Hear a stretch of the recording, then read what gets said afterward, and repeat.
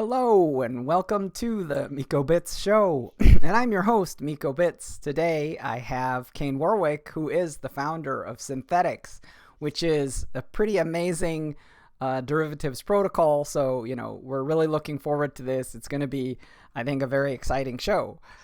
So first thing that I wanted to declare here is that this is a opinion show, so it's just for information and entertainment. It's not intended to be investment advice. So if you want investment advice, seek a licensed professional. So before we start, if you're interested in Bitcoin and blockchain, please consider clicking that subscribe button and also click the bell so you can get notifications about future videos that I might post. Thank you. Okay, so without further ado, it's Kain Warwick. Kain, great to have you. Yeah, thanks for having me. Yeah, it's delightful. So, very, very exciting times for Synthetix, for DeFi, for everything, right? And so, I guess I kind of want to jump right into it. So one of the things I'm excited to have you just briefly talk about is that you've moved the Synthetix platform over to Chainlink.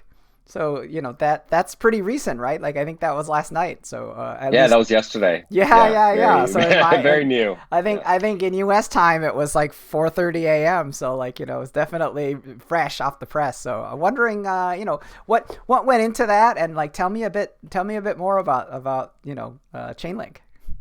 Yeah, so we've had our own centralized Oracle since 2018 when we originally launched. So that has a number of issues, but we didn't really have a choice back then. We kind of were in this position where there wasn't really an option, in terms of a decentralized Oracle on Ethereum mainnet. So we launched with our own Oracle that we built ourselves. It had a bunch of issues, and we spent a bunch of time working on it to try and improve it. Had a couple of different Oracle outages that occurred, over sort of a 12 to 18 month period while we were running that centralized Oracle. And then we made a decision to start looking for a way to kind of move that Oracle service to another provider, to find someone else. We started talking to Chainlink. We talked to a bunch of different people out there to work out what the best solution was. And I think that from a sort of engineering standpoint, the engineers on our team, Justin, our CTO, really gelled with the Chainlink team, and they have a great engineering culture. And so we were able to kind of build up a level of confidence over several months of kind of working with them, where we were comfortable to hand that over. But it's taken a while. It's taken a while for this to happen. Absolutely. And I'm super excited to hear you talking about this and giving your judgment and your perspective, right? Because, when you do look at the concept of kind of derivatives and off-chain data feeds and such, we did have Nick, the CTO of Teller, on, and of course the genesis of the Teller tribute system and the Teller Oracle is essentially that he was trying to build a derivatives platform, right? And and of course he hit the Oracle problem, and the thing that happened in his timing was that there was not a viable solution out there. There wasn't anything meaningful, and so of course he essentially pivoted his whole project and said, okay, I'm not going to do that. I'm just going to do this, right? And so a lot of this has to do with the evolution of the space, right? Because in a sense, it's great to hear, right? Because obviously, there's a huge amount of dependence on Chainlink, and there's also a pretty huge amount of weight of economic activity that is now riding on their shoulders, right? And you can see that in terms of how people see the value of the service they're providing to DeFi. So, I just want to congratulate you. I think, not necessarily on your choice. That's obviously something you thought really hard about and banged the tires on, but really just the epic lift, right? That it's a lot of work what you did. Yeah, it was a lot of work. And, I think it was January, February this year, we switched over some of our price feeds to Chainlink. And, the plan was within sort of 2 to 3 months for us to fully migrate. But, planning in DeFi is challenging. And so, a number of things kind of cropped up and it got delayed a little bit. But I think, all of us on our team are certainly sleeping more peacefully at night, knowing that, at least that one bit of surface area has been handed over to Chainlink. And as I said, we've been working really closely with them, to ensure that the oracles are as robust as they can be. And we've got a pretty high level of confidence these days in their ability to kind of keep the network up and running, and the level of safety that we've got in that mechanism. Yeah, it's great, right? Because it's obviously central, and some people, it's all build versus buy. I had Clayton from UMA, and he was talking a little bit about kind of how they manage this kind of construct, and their system is very different, which is that they really only have sort of a collision detection system, right? So in essence, like things just roll along happily, until one fine day, right? And on that day, there's kind of like a challenge and a response, and then they like butt heads, right? And obviously the loser gets the crap slashed out of them, So it's sort of a which apparently has happened already. So apparently, this dispute resolution is already kicked off, and apparently it resolved to the satisfaction of the community, because that's really kind of the ultimate test, right? Because the thing that's so funny about these kind of decentralized governance protocols is that, it has to do with the satisfaction of the community in the end, right? Like one of the ones that is sort of like an epic case is the creation of Ethereum Classic, right? Where, Vitalik was like, oh, I think I'm just going to chain split, and I think I'm going to reverse immutability, and I think I'm just going to be over here, and I'm going to call this Ethereum and that Ethereum Classic, and if y'all want to join me, feel free, knock yourself out, and we all know how that turned out, right? And apparently it is to the satisfaction of the community, which is the Ethereum Classic is now kind of, it's dead, and Ethereum is the fork that had Vitalik on it, right? So I guess what I'm saying is that these kinds of things are so vital to try to understand, and so I guess for me, the thing I wanted to kind of direct towards you is, so how many different things do you have now? Like there's futures and binary options, and there's so many different kinds of, what all, how's your inventory? Like what are you offering on the platform now? Yeah, so we've got the spot exchange. So we've got spot synths, which are long and short synths. Yep. We have about 40 synths that are running, give or take. And then we do have binary options, and there's I think about 35 or so different binary options markets. And then on top of that, we're about to launch futures, which will be going live in the next sort of month or so. So we've got a testnet trading competitions coming up, and then mainnet after that. Wow, that's so huge. Like you're gonna be sort of the BitMEX of DEX world land or something. Is that fair? Exactly. Yeah, no, I think that's fair. Particularly on the futures side. The futures implementation is really designed to be a kind of permissionless derivatives trading platform for with leverage, which is kind of critical. Wow. So I love this because as we start to see in the industry the shift between volumes on things like Uniswap v2 and then compared to like centralized exchange, like we're definitely seeing seismic volumes. So it's exciting. It's pretty incredible at the moment. Yeah. I think everyone in the space in DeFi particularly was pretty excited about the potential for DEX volumes, but there were a lot of skeptics out there, and I think the skeptics are kind of having their faces ripped off right now, which is somewhat somewhat validating to watch, right? People that said, oh, this can never work, Uniswap doesn't make sense, etc. And I think we're seeing that there is a use case for it for sure. Yeah, it's absolutely amazing. So in terms of thinking about Synthetix, right? Like there's sort of an asset view, and then there's kind of maybe an exchange view. So like how would you what's your take on Synthetix exchange, this kind of topic? Yeah, it's something that we think about a lot and kind of debate, internally among the kind of core contributors. There's people that are much more product focused and really want to put a lot of effort into the actual dApp layer and consuming the protocol. And then there's those of us that are maybe more focused on the architectural stuff and the mechanism design and ensuring that the protocol is as robust as possible. Yeah. And so there is a tension there. But I think I've had this conversation with Robert from Compound a number of times, right? Like when you build a protocol, no one gives a shit, right? Like no one's going to turn up on day one and be like, oh, I'd love to like devote my life to building a dApp layer for your protocol, right? Like it just doesn't happen. Probably 0x, I say, would like had the best run, with Radar Relay and some of the other, dApps that were built on top of the protocol. But even they kind of struggled, right? And so I think if you want to kind of show your protocol in the best light initially, you need to build the fully vertically integrated solution, right? You need the dApp layer, you need all of the infrastructure around it. But over time, we want to step back, and we want for the exchange that we're building to be just one among many consumers of the protocol. I love that's kind of the dream. I love the philosophy, right? Because we had Solana on, and one of the things that became a really interesting topic of discussion was obviously things like Serum and FTX protocol, and things that are kind of emerging on the kind of killer application side.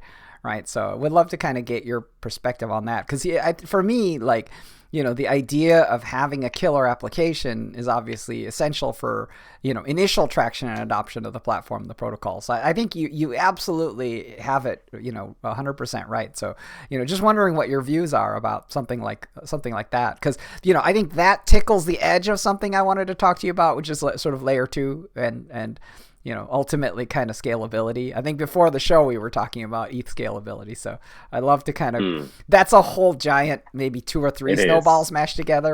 But I'm sure you have like a lot of cool things to say. So I think my sense is, and I'm like a sort of, decentralization maximalist, right, if you will, right?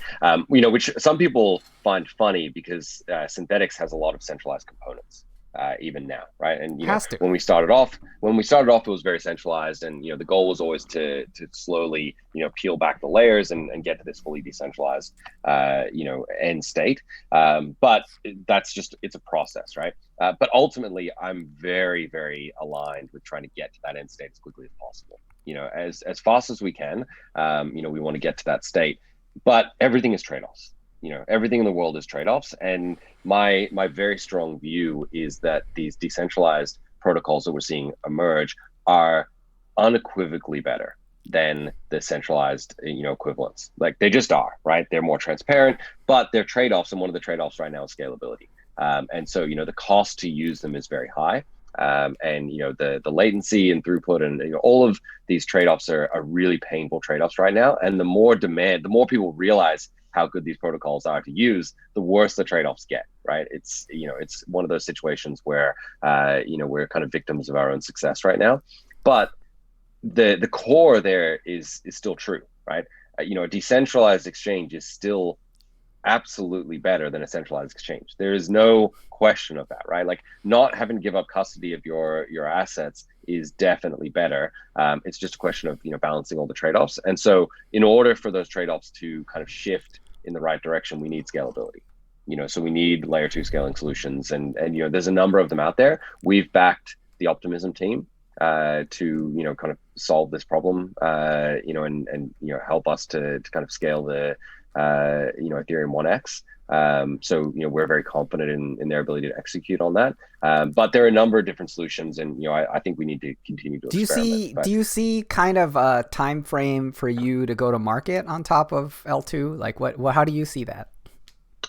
Very soon, I guess. Very soon. The pain is real. Yeah, the pain is real. I think we had a call maybe 3 weeks ago with the Optimism team where I basically said, like, please save us, right? We need to do something here. And the problem that we have is that it's particularly punishing for our smaller token holders, the smaller stakers, right? So, someone who's staking 1,000 SNX, which is even still a decent, amount of money. It's about, seven grand or so, USD. So it's not necessarily a small amount of money that they're staking. That is kind of the threshold, or, was until a few weeks ago, where it even makes sense to participate. Yeah. And that's just not ideal, right? We don't want a situation where only a few hundred accounts can actually, afford to participate in the network. We want it to be decentralized. And so we went to the Optimism team and we said, we need a solution for the small holders ASAP. that we can get up and running and take this pain away.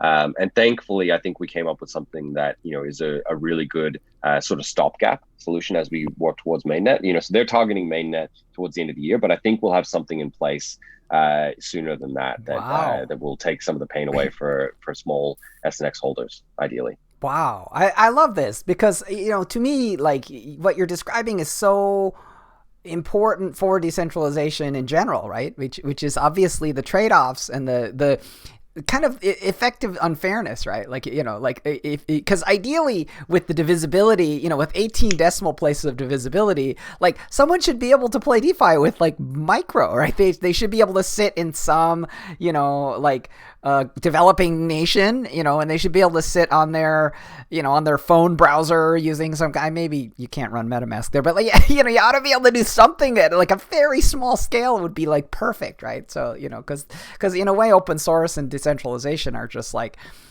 they ought to be as inclusive as possible. And one of the things that's philosophically always been true of open source is that, the software's free, right? And so the software part is, and so like just low cost everything, like, so please use and enjoy, like, so I think that's great. I love that. So, so so you're talking about like optimism. So in terms of the kind of application, is it that you're going to create like a zone or something? Like, how do you see? Yeah. So how do you see this? How do you segment between kind of the L2 zone and the L1 zone, right? I mean, maybe by transaction size, or how do you deal with the segmentation? So we're going to allow it to be market driven. I think is the plan. So what we're thinking of is we will take some of the rewards from L1 and we will direct them at this L2 instance, right? So we'll say, okay, 5% or 10% of the rewards can go over here, and let people make their own decision about whether they go across. Now, maybe we might have a hard cap on how many tokens you're actually allowed to migrate to prevent one malicious whale from whaling in and ruining it for everyone. So we may institute some kind of hard cap there of like a few thousand tokens or something like that you can actually lock in the contract. But we'll see exactly what the implementation looks like. But essentially, we're going to say we're going to create this sort of pseudo mainnet environment where small stakers can migrate across. They can still participate in the network. They can still get some benefits, and the contribution that they're making is basically allowing us to kind of shake out this L2 instance before we do the full migration. So will you be working with like the smart contract security audit team on this implementation? Like, do you have people in mind? Yeah, so we work with a number of firms for audits, as do the Optimism team. So probably the core contract, I think, from our perspective, because one of the nice things about Optimism is you take your existing contracts and you port them to L2. So there aren't many changes required for that process. That's great. But there is this locking contract that is a critical component of the migration, and that contract obviously needs to be audited. Yeah, and so it feels like it's about essentially the bridging function. Is that accurate? Exactly. That's it. Yeah. So, you turn up and you say, hey, I'd like to migrate to L2. And, you basically sign a transaction that says you're going to lock up all your SNX and no longer stake on L1. And you'd like to now, open up staking on L2. And then you can start that process on L2. That's so cool. I mean, we had Casper from QuantStamp on the show, and he was actually talking about auditing the Prism client for Ethereum too. Right. So we were actually talking about kind of this whole concept of beacon chain and kind of bridging, right? These functions of like, you are now entering the neutral zone, like you're actually now entering like Romulan space, or I don't know what the metaphor is, but it's a different universe, right? So like, L2 exactly. is a different universe. So obviously I like the mindset because you have to have consent, but the bridge matters. One of the things that's so fascinating about DeFi to me is that I'm thinking about bridges, and I'm thinking about where the bridges can collapse, right? Because, one of the things that's so fascinating about what's happened is we've moved from a state of purity to a state of kind of good enoughness, right? And what I mean by by that is that like it used to be that people were ultra hyper mistrustful, and I think that was kind of reflected in like utter Bitcoin dominance, right? Like that, because obviously proof of work is the oldest consensus protocol for blockchain. I mean, you could argue, I mean, Hashcash notwithstanding, or these kind of weird predecessors, right? But if you look at that decentralized consensus, right, the thing that's fascinating about what's happened now to me, in my view, is that like we're now moved to the era where there are more different kinds of economic and technical assurances, right? So it feels like we've moved into things like slashing land, and we've moved into things like Nexus Mutual land, with insurance land, And so I guess my question would be like, obviously you're kind of having leaned into Chainlink with respect to kind of like slashing land. Do you guys have an attitude towards sort of insurance land? Like, is that something? I mean, obviously Wi-Fi is looking at that as intrinsic, but how do you look at insurance? We I think because of the complexity of the Synthetix contracts and a number of aspects of kind of centralization that have existed previously, it's been hard to get cover for everything, right? So I kind of look at insurance as like, if you have all of these carve outs, right, of like, oh well, you're insured except for like, if this happens and this happens and this happens, right? Yes. Like it's the fine print that gets you, right? Yeah. So we kind of, we're not necessarily the best candidate for smart contract insurance, I think. Okay. Over time, I think that will get better. But for things like Uniswap, it makes sense. But I think my expectation is, and I'm talking to a number of teams that are working on solutions around this, but I think that risk swaps and being able to offload your risk onto another party that's willing to take on that risk are going to become much more sophisticated over the next like 6 to 12 months. And just a cookie cutter like, oh, here's insurance on this particular contract under these particular conditions is probably not going to be sufficient, right? Like that's not going to be sufficient for a large capital allocator or institutional player that wants to come in and minimize their risk, right? They're going to be much more inclined to want to have some kind of like senior debt tranche that they can participate in with lower yield, maybe, right? Maybe it's only like, I don't know, 5%, right, instead of 50%, and then there's more junior tranches that can take on higher risk and are willing to bear that risk and get a higher yield. So I think that those kinds of on-chain risk swaps and being able to offlay your risk are going to emerge in the next maybe even like 3 to 6 months. And we're seeing stuff like options already emerging. So I think we're going to have a whole range of risk risk-related protocols emerging soon. Yeah. I mean, that makes perfect sense. And it's a great perspective coming from Synthetix, right? Because when you really look at the idea of derivatives, right? Like, you can actually now kind of create hedging functions that kind of compute basically anything you want, right? So, exactly. At the point at which you can have anything you want, you can hedge anything in any form you want. And you can kind of marketize all of the risk and just slice and dice the hell out of it. So yeah, that makes great sense. And as with respect to kind of the utilization of the platform, like how do you see, and this is kind of like a super ignorant question, right? Which is issuance of kind of tradable derivatives issued by kind of core platform folks versus kind of, random people. So like, like how do you see that split and how do you see it evolving over time? I mean, look, we're still very early, right? And look at, I mean, SushiSwap is kind of an incredible example of how I think early we are, that there are so many people that are willing to take such incredible risk, for these high yields, right? It's amazing. But at the same time, if you compare this to 2016, 2017, right, in the ICO boom, basically the way that worked, it was a very one directional trade, right? Like you turn up and you bought these tokens, basically sight unseen, right? Maybe you got a white paper that had some jargon in there, and that was it, right? Like there's no liquidity on the other side, right? Oftentimes, it was very one directional, and you hoped that team was going to go and execute and do something. I think what we're seeing now is a much more kind of fluid and experimental process where you're providing liquidity to something, you're bootstrapping the protocol itself, you're getting paid in some kind of fractional ownership of that protocol for providing those services, which is a much more sort of open and inclusive thing. If we ignore for a second the gas costs and how much it costs to actually participate in these things, I think it's much more inclusive and in theory has a different risk profile.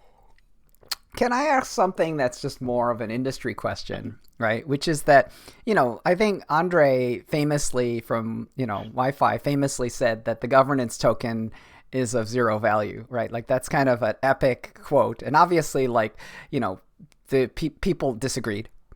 people disagree to, so I think that there's a slider between like 0 and 1 billion, and at the moment billion seems to be winning. Like we seem to be kind of north of 1 billion in terms of like Wi-Fi. So the question that I'm kind of having for you is that if you look at it more from the perspective of ownership of the protocol, like how do you see the idea of like dividends?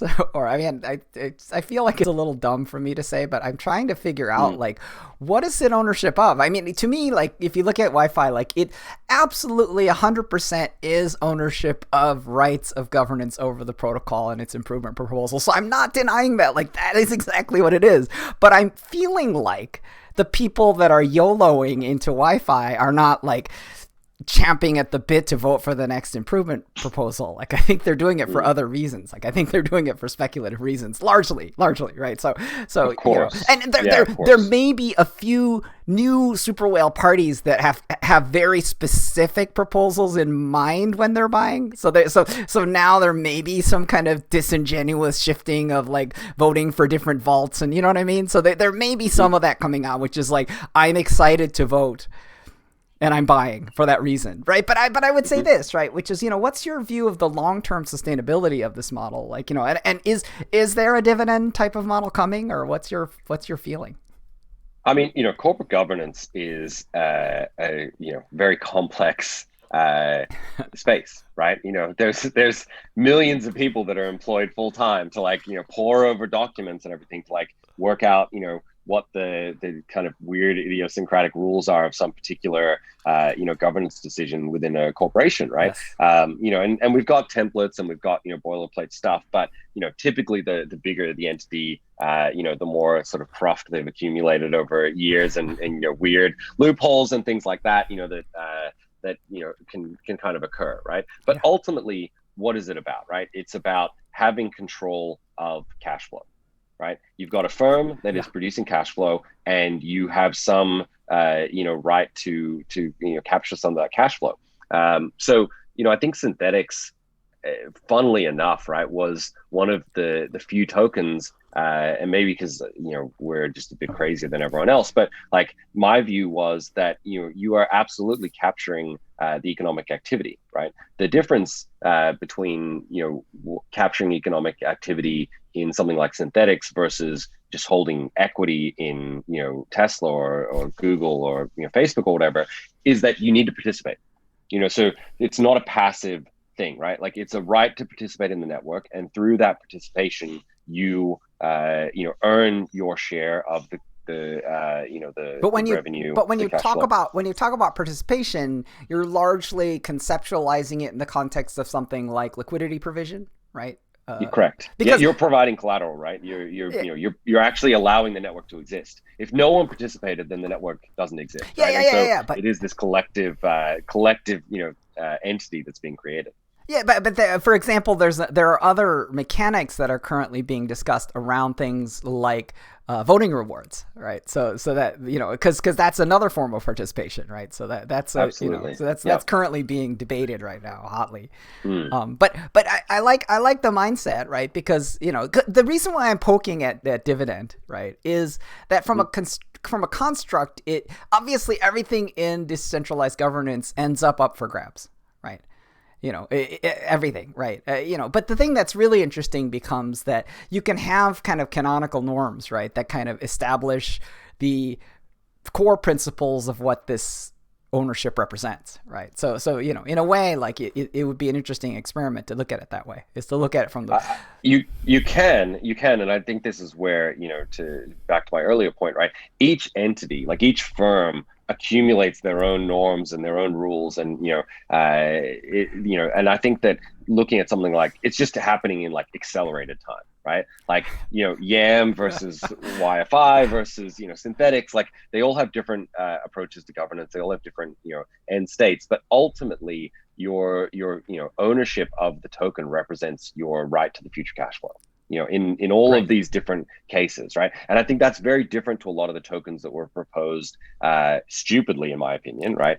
In 2017, which was like, oh, hey, there's this like magical chit that's a payment token that like, you can only use that to like do stuff in my like empty, whatever amusement it park is that I've created, right? Like whatever it was, right?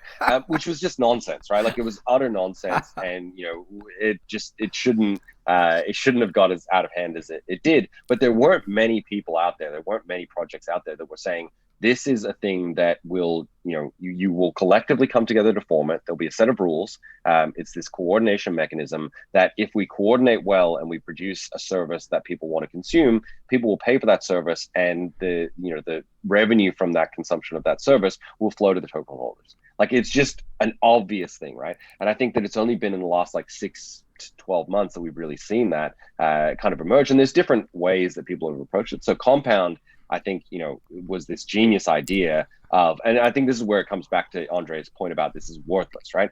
This idea of this like, blank slate, like tabula rasa token that has no value capture, that has no rule set. It's only a meta coordination thing, right? So we're just going to put out this token. There's only a certain amount of them, and then you can all vote to do whatever the fuck you want. You can make it capture value. You can make it not capture value. You can make it vote, not vote, whatever. Right? So all of that, it's amazing, right? This idea of like the community coming together to form their own rules. It's wild, right? It's utterly wild, and that, to me, the parametric space is so kind of crazy, right? And I guess the thing I wanted to kind of like toss out there, and I have kind of a follow-on question too, because it's so stimulating, but like, to me, the thing that happened with Vitalik kind of like in the DAO hack, right? And we also saw it with YAM and YAM 2, right? Which is, we had this weird token swap of let's all go over here now, and people went, and, it was kind of amazing. It was a little weird, right? Because some of the people actually failed to go, and they were like, what happens now to my YAM? And it's like, nothing. Like you failed to go. Like that's over, right? Ouch. Coordination, right? Ouch. Yeah, exactly. And in a way, like the penalty for non-participation is like total. Right? It's like, you just went to zero because you failed. You didn't participate. Like, over here now, yeah, exactly. And obviously, if you parallel that with what Vitalik did, with Ethereum Classic, like there was a lot longer of a decay period, right? There's a lot longer of like a time to get your ass over there. But to me, the thing that is so kind of compelling to try to understand is like, it feels like there might be a need to try to codify principles, right? Like for example, if you look at Bitcoin is really admired for its stability, right? And when I talk about the admiration of its stability, like, do you think we're ever going to see a BIP that says, let's make, 42 million Bitcoins? Like, I mean, probably. Someone will post it, right? But it's going to be a joke, right? Like there's no, and there may be someone who forks Bitcoin and says, I'm over here making, Bitcoin 2.0 or whatever, and like nobody will go, right? So, but I guess my point is that like, how do you sort of reason about potentially like Vampiric Protocol fork split things, right? Because, what I'm really alluding to are these moments, right? These decisive moments where Vitalik's like, Ethereum's over here, or YAM team says, oh, YAMs are actually now over here, right? So like, like if someone says, oh, Synthetix is over here, like, I'm obviously if it's a Vampiric protocol, that could be annoying, but I mean, it's happened. It's happened already, right? Like there's a Tron clone called Oikos. There's this new thing on Binance Chain called Spartan Protocol, which I find, a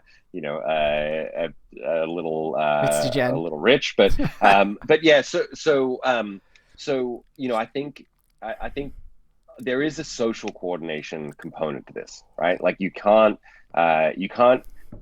totally abstract away the human element here, right? Like this is still politics, right? There's still a component of that. And so when you look at YAM, right? Like, I was participating in YAM. I tried to help coordinate to resolve the we were all bug. there. And it failed, right? Like we failed, and then it was like, okay, now what do we do? right? Like, what's the next step, right? And people threw out ideas like, do we do this? Do we do that? Like, what's the plan? And eventually it got to a point where a couple of people proposed this idea of migrating, and that then became a Schelling point, and it latched on, and people were like, yeah, maybe that's a good idea. It was put out to the community, and the community could have rejected it, right? Like, there were, I don't know, maybe 20 people in a Telegram channel talking about options of, how to salvage this thing, right? Maybe it was more, maybe it was 50 or something like that, right? And those 50 people represented a decent chunk of YAM holders, but like by no means all of it, right? Like maybe 5% or 10%, right? So if the rest of the YAM holders had said no, right, like, we're not going to go along with this, right, we're going to reject it, had it been this like egregious overreach, then it wouldn't have happened and the whole thing would have collapsed, right? But it's like, how do you coordinate human behavior, and how do you create this coordination game when coordination is broken down, right? Like, governance broke down, the protocol was dead, you had this worthless token and you needed to resurrect it over here. So I think all of these like interesting experiments are playing out in real time, and it's so much fun. Like, I'm having a lot of fun. But the question more pointedly though is that the existence of vampiric protocols are effectively weaponizing kind of network effects, right? And they're really kind of leveraging the growth advantages of a small cap token versus the growth advantages of a large cap token, right? So I guess what I, and obviously like one of the mechanisms we've seen in the form of defense is the rolling stone is not gathering any moss, right? So if you look at what Andre's doing with Wi-Fi, like, he's just like, oh yeah, like vaults and like insurance, and he's just kind of like, he's just this explosion of activity, right? So like nobody can catch him, right? So like that's how he's defending it, right? So that's a mechanism, right? But I guess the question that I have for you is like, are you thinking similarly? Like, are you thinking like we're just gonna outgun everyone and no one can suck our blood, or is it? Do you have other kind of mechanics in mind for dealing, right? Because obviously, like, if you do slow down, like, people will come over and try to eat you. So I think there was a long period, right, where we were out in the wilderness. Right. And I say like, the token people, right? Like, myself and other people who believe tokens were a good idea. We were like, just, seen as like heretics. These people, like, yeah, exactly, heretics, right? Like, you just get out of here. We're sick of tokens. We don't want to hear about it, right? And like this whole time I was like, tokens are good. You can use them for coordinating, these rule sets, and they are an amazing coordination mechanism. And so for me, like, it's very validating to see that happen. But it's a double-edged sword, right? They are extremely powerful. Like, tokens are such a powerful mechanism for coordination. They can be used for good and bad, right? So they can be used to to sort of parasitically siphon off liquidity, etc. And I think that we need, people need to become more sophisticated in thinking about this. Growth hacking is something that's been around for a long time, right? Andrew Chen started, this kind of movement, whatever it was, right? Like the early 2000s or something. Like, there are all kinds of growth hacking tricks that have not yet been used, right? Yeah. And when you bolt on a token, and when you bolt on speculation, people are running around with nuclear weapons now, and they're not like prepared to, so they're just not prepared to kind of deal with them, right? Yes. And so, there's going to be some really bad things that happen. There's just no way to avoid it, right? That is just going to happen.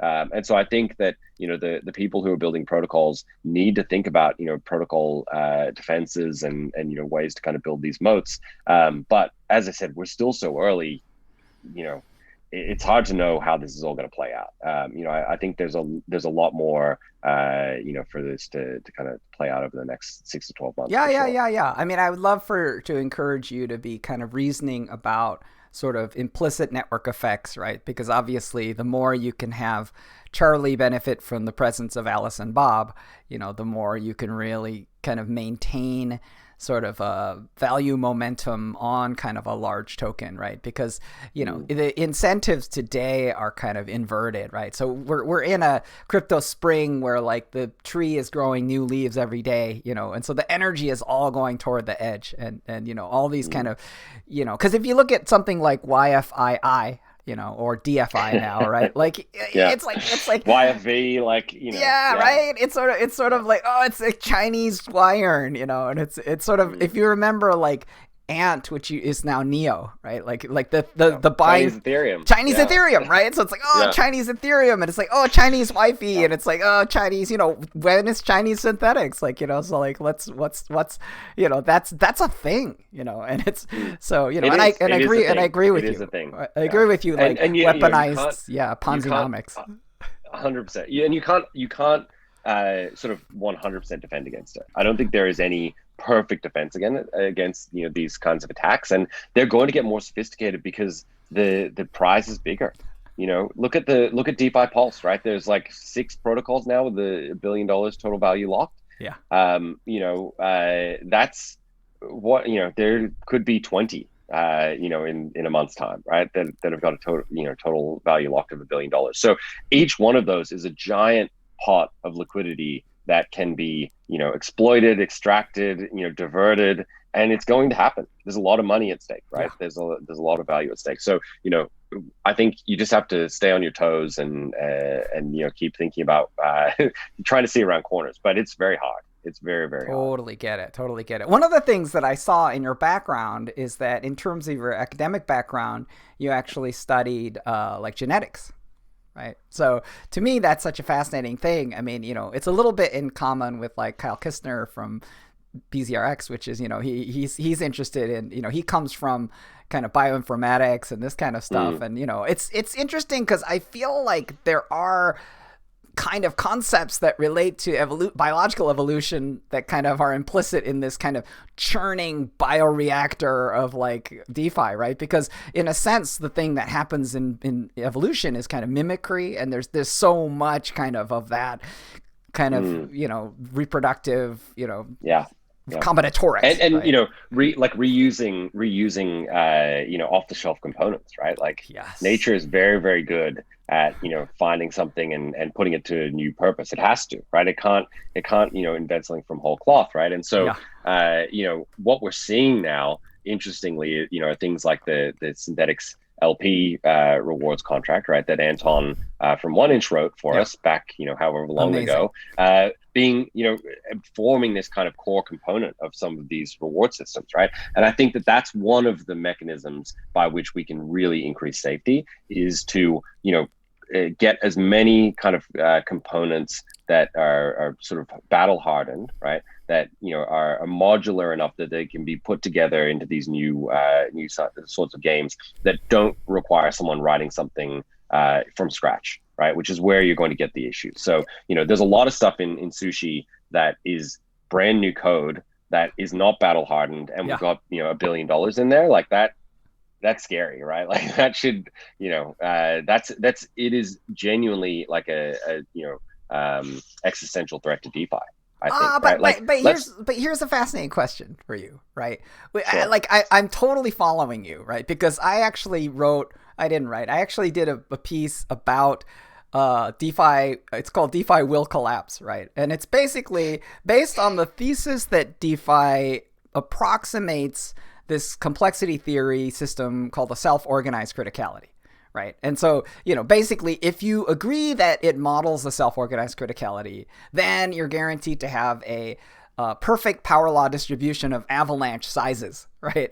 And so there's going to be the big one, like there's, at some point, right? That's the idea. And the timing of it becomes nonlinear, right? And so what you're describing kind of is beautifully makes sense to me, right? But the thing that I think is so amazing about the biological metaphor is that the biosphere is beautifully conservative about energy, right? So if a system implodes, the question becomes, where does the energy go, right? And the thing that's interesting about DeFi so far is that when things implode, it's really just organisms eating each other, right? Like a lot of the organisms are kind of almost like bacterial. So they just decompose stuff, right? So if something dies, like something next door kind of just eats it, eats its body, and the energy goes there. Right? Because I mean, when you think about value locking contracts, like it's basically like, well, the value kind of gets unlocked, right? Sometimes, right? Like, let's look at, but there are examples where that's not the case. So with the DAO hack, yes, like that ETH was going to go somewhere, and had there not been the fork, someone was sitting on $150 million worth of ETH, right? Criminals. Like, an engineer, right? Like some, crazy engineer was sitting on $150 million worth of ETH. What would that person have done with it? We don't know, right? Like we didn't really, just cash it out straight away. Yeah. Like who knows, right? Yeah. But the parity hack, in the parity multi-sig bug, that there are black holes in Ethereum, right? Like it's not like nature where, like energy can be destroyed, right? So if something happened to the sushi contract such that all of that value was locked, that would be a pretty catastrophic event, right? Okay, because it wouldn't necessarily flow out into everywhere else. It could just be, there's now $1 billion that is frozen forever and cannot escape. Now, that's an unlikely scenario. I don't want people to freak out because there's multiple contracts, et cetera. But like, it could happen, right? Like it is not outside of the realms of possibility that like $1 billion worth of value could be locked forever, short of a hard fork, right?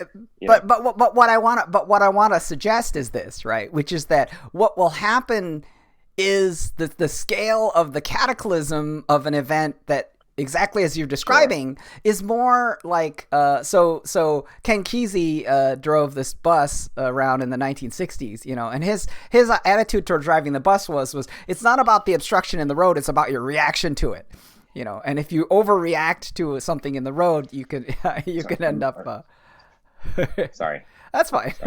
No problem.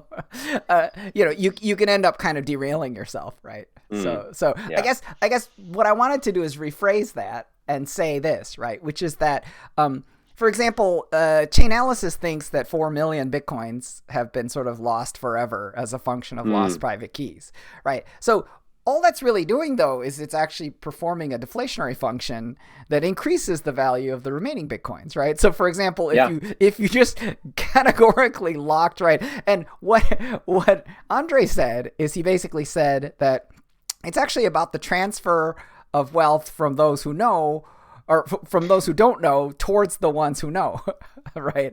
So it's a very aggressive philosophy, but yeah, like it's true. A lot of his philosophies are aggressive, but he's an aggressive guy. But I would say this, right, which is that the industry might rightly react to that, and the reaction might be kind of just like, this is totally dysfunctional. Like everything is dysfunctional, and let's get out of this and let's go towards something safe like Bitcoin. Things like this can't be allowed to happen at this scale. It's insane, right? So that could be a reaction, right? Or it could be a different reaction. Or people just don't care, right? Like it's very, that's why I say it's potentially an existential threat, right? Like if sushi collapsed today and $1 billion was locked, do I think that's the end of DeFi? Honestly, no. Like, I really don't. I think probably the world just moves on and keeps going. But, that's a scary thought in and of itself, right? Like, so, it's an insane time that we're in terms of experimentation. And, as someone who loves experimentation, I just think it's amazing to see. And there's so much cool stuff being built. It's going to be a really cool time for the next, 6 to 12 months. I think there's excitement back in the air. Well, I really appreciate you sharing all this with us. Obviously you're a leader of one of the very big, very important protocols. So, your time is very precious. So thank you for jumping on. Yeah, thanks for having me. It was really fun. It was good conversation. I don't get to dig into the craziness of DeFi as much. People are usually wanting to talk about Synthetix more than the kind of macro environment or whatever. But yeah, it's really exciting at the moment what's going on. I appreciate it. Well, it's great that you're enjoy kind of spitballing about this kind of stuff, but thanks so much. Yeah, it's fun. Yeah, awesome. Thanks so much for having me. Okay, take care.